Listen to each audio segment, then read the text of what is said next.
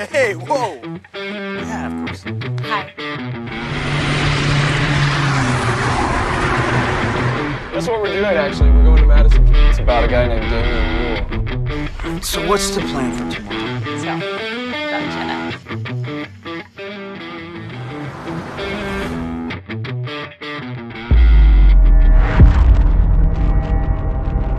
Thanks. And David is here. I have the letters to prove it. I'm going outside. I'm coming too. Oh, sorry. What exactly are you taking pictures of? That again? Anybody home? Look.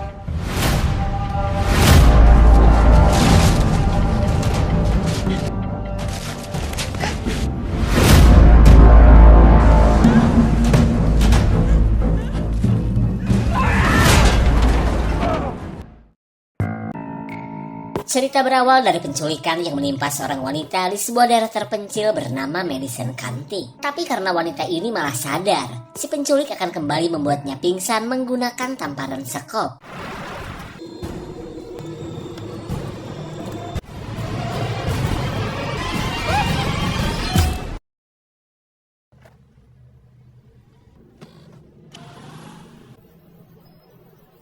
Bukannya nolongin, salah satu warga sini entah kenapa malah acuh dan gak mau tahu dengan kezoliman di hadapannya. Dan inilah.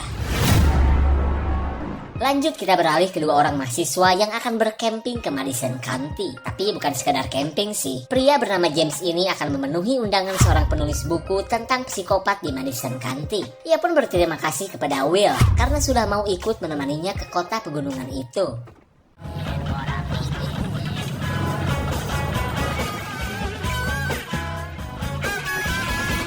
Will yang gak mau dianggap pasangan homreng menjemput sang pacar yang sudah ia ajak sebelumnya. Meskipun sebenarnya ia ragu, karena yang ia dengar kakak pacarnya itu adalah preman killer yang Kyle ini begitu dingin saat orang asing ingin menemui adiknya yang bernama Brooke. Hey, whoa! Yeah, of course. Hi.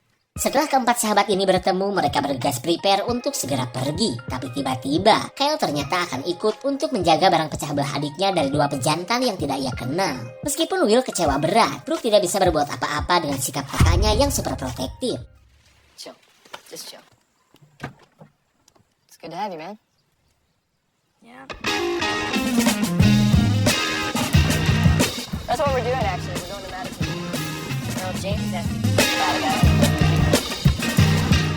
James menjelaskan bahwa pertemuannya dengan si penulis semata-mata untuk keperluan karya tulisnya. Ia pun penasaran dengan kisah seorang psikopat yang diceritakan dalam buku itu telah menghabisi orang sebanyak 30 kali. Wow, mereka penasaran dong apakah kisah itu benar-benar nyata atau cuma fiktif belaka. Kemudian James menyuruh mereka untuk bersiap karena jalanan menuju Madison County sangat berliku-liku.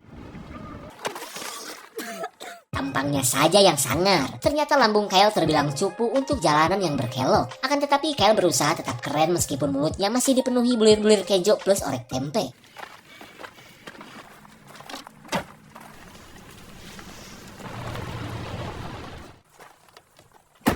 You need a jump?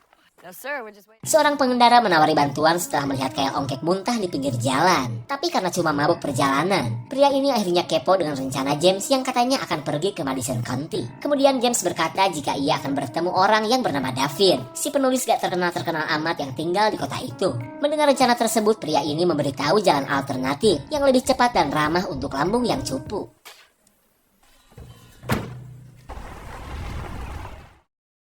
Singkat cerita, mereka berkemah di sebuah spot camping sebelum melanjutkan perjalanan esok hari. Di tengah keseruan mereka, James pun bercerita bagaimana ia bisa berkomunikasi dengan David si penulis. James pun sebenarnya tak menyangka iseng-iseng ngirim surat ke alamat di balik buku.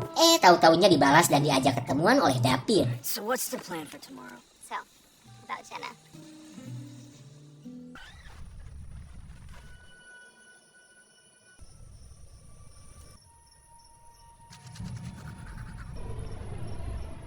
Pacar James yang bernama Jenna terlihat gelisah saat merasa ada seseorang yang memperhatikannya. Apakah kalian masih ingat dengan orang ini?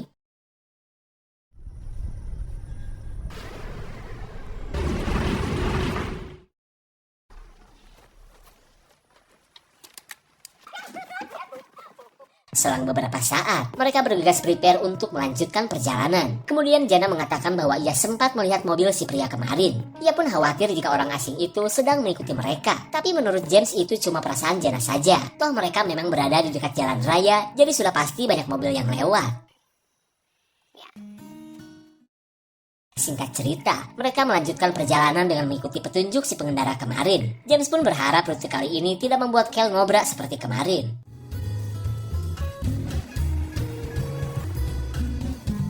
Who knows, Kyle? Maybe we can find you a little hood. No. I'm probably going to grad school. Just never really. Hey, you go over soon. I have to pee. Baru juga 2 kali belokan, Brooke yang kebelet kompol membuat perjalanan pun terhenti. Dan sebagai kakak yang baik, Kyle katanya ingin mengantar Brooke masuk semak-semak. Cute. Come on. Ladies and gentlemen. This ought to be good. Setelah puas menjadikan foto dadakan, perhatian Will tertuju pada sebuah foto yang terdapat sebuah bayangan orang lain. Will pun merasa bahwa ada seseorang yang sedang ngintipin ia dan teman-temannya. Hey, Brooke, you ready?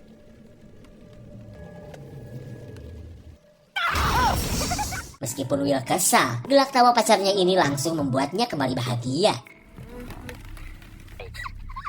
Rain? Come on. What was that? What are you doing with my sister? Rupanya Kyle sempat melihat tangan Will yang hampir mengekspansi lahan gambut adiknya. Ia pun gak reda jika sampai barang pecah Brooke di foto hingga tersebar di sikap kasar sang kakak. Brooke pun menyangkal tuduhan Kyle dan mengatakan bahwa Will adalah pacarnya. Let's get back to the car. We gotta keep moving.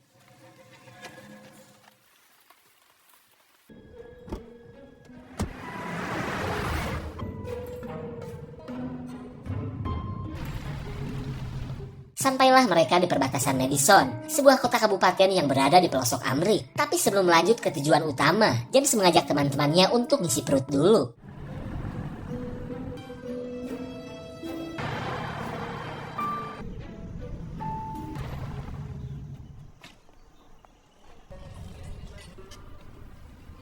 Setibanya di kafe, Will heran dengan warga sini yang terus memperhatikan mereka. Nanyalah ke si emak penjaga kafe. Kemudian si emak mengatakan bahwa kelakuan warga sini memang begitu, terutama kepada orang asing seperti James dan teman-temannya. James bertanya tentang David, si pengarang buku yang menceritakan sosok psikopat bernama Damien. Untungnya si emak tahu, tapi yang ia dengar David dan keluarganya sudah pindah ke luar kota. Lalu ketika James menanyakan tentang sosok Damien, si emak mengatakan bahwa pria tersebut hanyalah sosok fiktif di bukunya David yang cukup terkenal itu. Thanks. So what'd she say? Setelah mendengar kabar tentang David, mereka jelas kecewa karena perjalanan ini seolah sia-sia. Namun James bertekad untuk mencari rumah David, dan kali saja si emak tahu alamat rumah sang penulis itu. Lalu sambil menunggu James menemui si emak, Will yang gabut kembali menjajal kamera hasil gadeannya. Sorry. What exactly are you taking pictures of? Rupanya seorang warga tidak suka saat menyangka Will sedang motoin mobilnya. Dan jika kalian masih ingat, orang ini tak lain adalah si penculik di awal film tadi. Lalu ketika pria ini mengeluarkan senjata, Kyle dengan sigap berusaha menenangkannya. Dan untungnya, tetapan sangar Kyle berhasil membuatnya pergi. Akan tetapi ia menyarankan Kyle dan teman-temannya untuk segera pulang sebelum sesuatu yang buruk menimpa mereka. Thank you. I can't believe you did that. Oh my god, are you okay? Yeah, okay.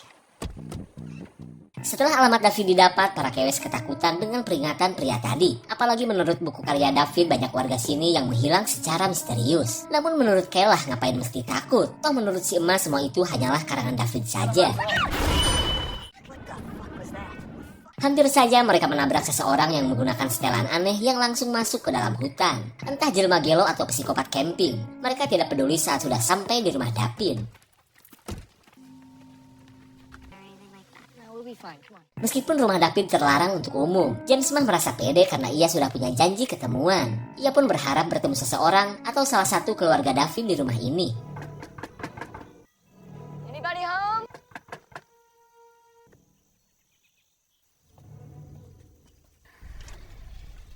Hello? Karena di rumah ini memang gak ada orang satu ekor pun, James bingung karena masih sedikit informasi tentang David yang katanya sudah pindah ke luar kota. Kemudian Kyle menyuruh yang lain untuk menunggu, sementara ia akan kembali ke kafe si emak. Kali aja Kyle mendapatkan alamat baru atau nomor HP David. Be faster.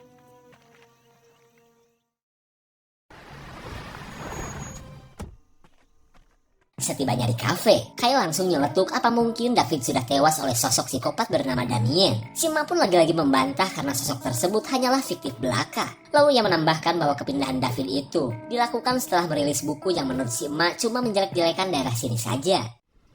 No. Singkat cerita, Kyle mendatangi kuburan istrinya David setelah gagal mendapatkan nomor dan alamat baru si penulis itu. Lalu tiba-tiba, seorang gembel bisa menebak bahwa Kyle pasti sedang penasaran dengan sosok Damien sang psikopat. Kemudian ia menceritakan bahwa dulunya Damien adalah korban kekerasan ayah tiri sampai wajahnya rusak. Tapi untungnya Damien berhasil diselamatkan dan diurus oleh seorang warga. Hingga seiring berjalannya waktu, Damien yang kena mentol menghabisi ayah tirinya itu dan menjalani hidup dengan seorang pria yang telah menyelamatkannya. Lalu ketika Pak Gembel pergi begitu saja, Kyle mendengar suara wanita yang ketawa ketiwi gak jelas. Dirasa itu adalah Brooke. Kyle pun bergegas untuk mencarinya. Brooke!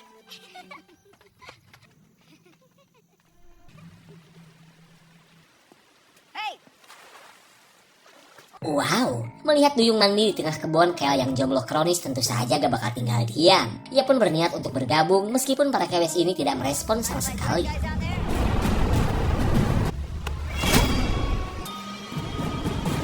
Sungguh tak disangka si kowat Damien menghabisi Kyle begitu saja. Sementara para kewes memilih pergi daripada berurusan dengan si penguasa Madison County. Kembali kepada James dan teman-temannya yang sedang berpencar mencari petunjuk tentang David. Lalu James dan Jenna menuju salah satu gudang yang sepertinya belum lama ditinggalkan David.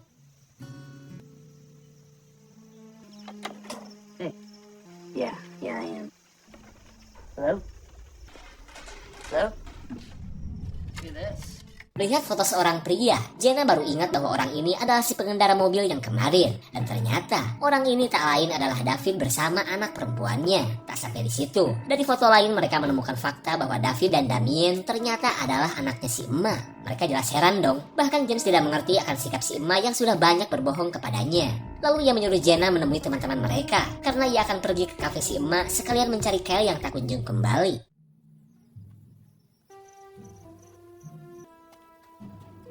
Di sisi lain, pencarian Will dan Brooke tentang David belum menemukan apapun. Lalu ketika mereka akan kembali, Will akan ke semak-semak dulu untuk ngompol.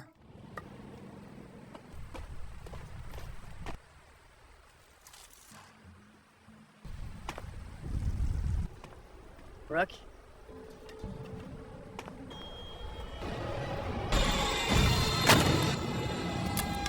Sosok psikopat yang hampir ketabrak tadi jelas tidak suka saat ada orang yang kepo akan dirinya.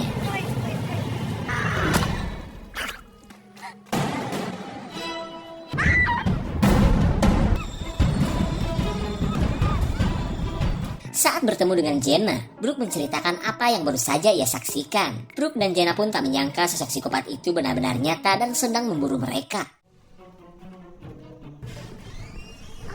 Setibanya di kafe, James mendengar kabar bahwa Kyle katanya sudah pergi sejak tadi. Kemudian James meluapkan kemarahannya kepada si emak yang sudah berbohong dan menutupi bahwa David dan Damien adalah anaknya si emak. Karena sudah ketahuan, si emak pun balik marah dan menyuruh James pergi selagi ada kesempatan. Karena kalau tidak, Damien tidak akan membiarkan James hidup. You will never get out alive. When he is. Run! I'm not a young man. Setelah diusir si emak, James akhirnya bertemu dengan David. Lalu David meminta James untuk jangan banyak tanya dulu sebelum mereka membawa kabur teman-teman James dari rumahnya. Now tell me everything that happened. Dude, Jenna, sweetie, don't even think. Oh, his face, it was all.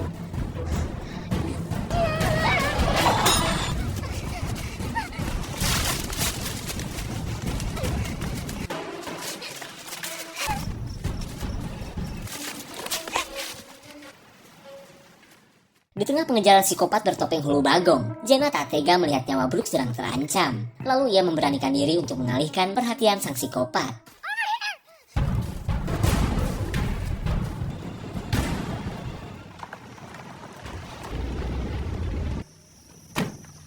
Rupanya David berbohong karena sebenarnya ia membawa James ke rumah si penculik. Lalu David meminta anaknya yang selama ini telah diculik untuk ia tukar dengan James. Sorry, James.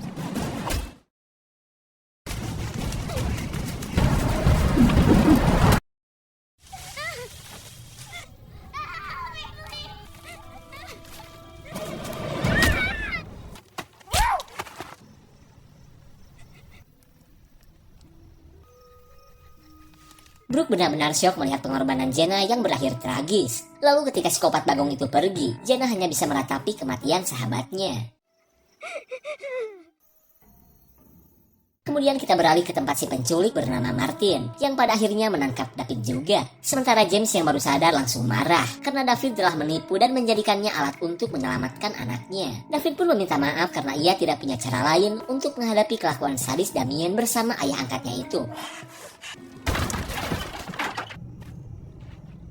Saat psikopat Damien datang, David meminta maaf karena sudah keluar-keluar menceritakan kelakuan Damien melalui bukunya. David pun berharap keberadaan James bisa menjadi penebus untuk kebebasan anaknya. Tapi sayang, psikopat bagong lebih suka menghabisi semuanya.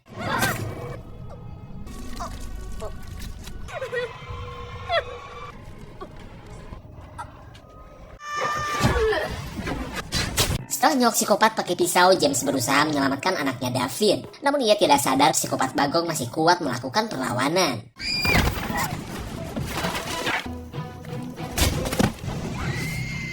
Meskipun sebenarnya masih kesal terhadap David, James gak tega juga meninggalkan pasangan ayah dan anak ini. Lalu ia buru-buru membawa mereka pergi sebelum Martin keburu datang.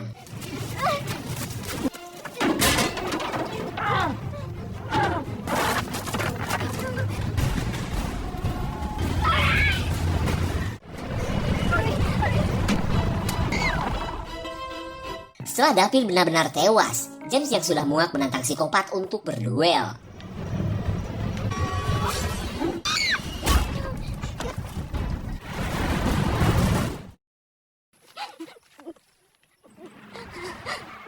Tanpa sadar, Brooke baru saja paselingsingan dengan James yang berhasil menyelamatkan anaknya David. Lalu tanpa mengetahui siapa si emak yang sebenarnya, Brooke berniat pergi ke kafe berharap wanita tua itu menolongnya.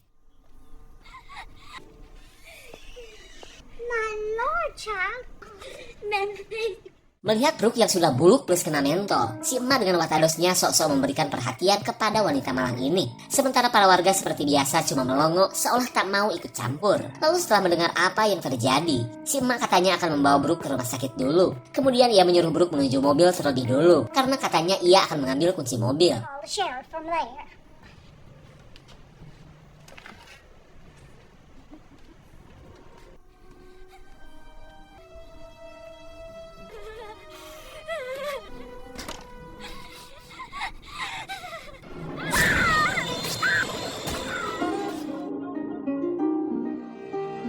Siapa sangka rencana James dan teman-temannya malah berakhir tragis seperti ini. Jadi gini guys, mimpi buruk keluarga David bermula saat si emak yang seorang janda punya kekasih orang kota yang selalu berbuat kasar terhadap anak-anaknya. Sampai si emak menikah, Damien yang paling kena mentol oleh kelakuan ayah tirinya menjadi sosok yang mengerikan dan menjadi teror bagi orang asing di daerahnya. Lalu dari semua warga yang tak mau berurusan dengan Damien, Martin tak hanya menolong Damien, malahan ia selalu membantu aksi Damien untuk menghabisi orang asing di daerahnya. Dan seiring berjalannya waktu, David yang sudah muak terhadap Damien menulis buku agar menjadi peringatan bagi orang luar yang mau ke daerahnya. Lalu setelah bukunya rilis, si emak terutama Damien marah hingga menculik anaknya David. Dan si James malah pengen bertemu dengan David. Maka terjadilah niatan David untuk menukar anaknya dengan James si orang asing sebagai tebusan.